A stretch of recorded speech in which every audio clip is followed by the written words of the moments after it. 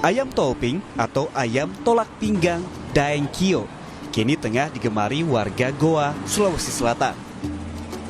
Berbahan dasar ayam kampung yang dibumbui dengan olahan rahasia turun-temurun, sesungguhnya ayam topping adalah kuliner yang sudah lama menjadi makanan khas Kabupaten Goa.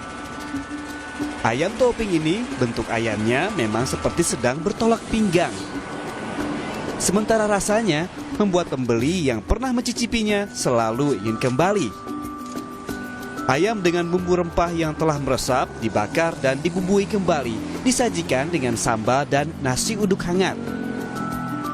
Rumah makan yang baru dibuka 2 tahun lalu ini kini tak pernah sepi dari pembeli dan mampu menghabiskan ratusan ekor ayam kampung setiap harinya.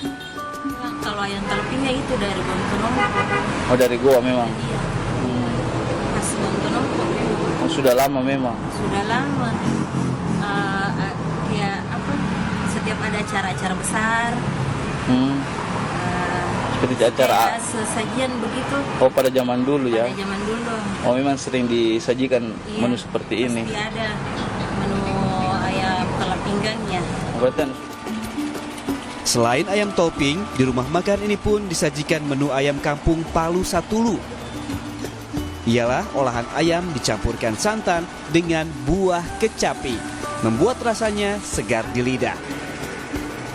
Kedua menu inilah yang paling digemari pembeli. Menu ini digemari ayam bakar tolak pinggang sama ayam Palu Satulunya yang paling saya gemari. Alasannya kenapa? Alasannya untuk ayam tolak pinggangnya, alasannya terutama di sambalnya. Itu beda dengan ayam-ayam yang lain. Terutama ayamnya kan ayam kampung. Terus kalau ayam Palu Satulunya segar. Iya, karena ada kecut-kecutnya. Rumah makan ayam topping Daeng Kio buka setiap hari dari pukul 9 pagi hingga 9 malam. Dengan merogoh kocek sebesar Rp55.000, Anda sudah bisa menikmati ayam topping ini.